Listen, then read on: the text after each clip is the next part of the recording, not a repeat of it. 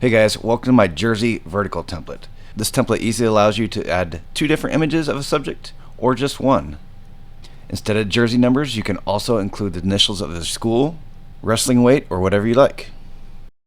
You can choose between 2 different options for lights. You can have stadium lights here or an arc of lights that works with just about any sport there is.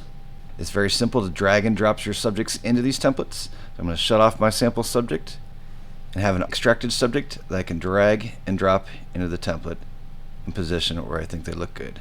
The same thing for the subject in the background here. Shut off that guy, have an extracted subject, drag and drop them, and position them in there.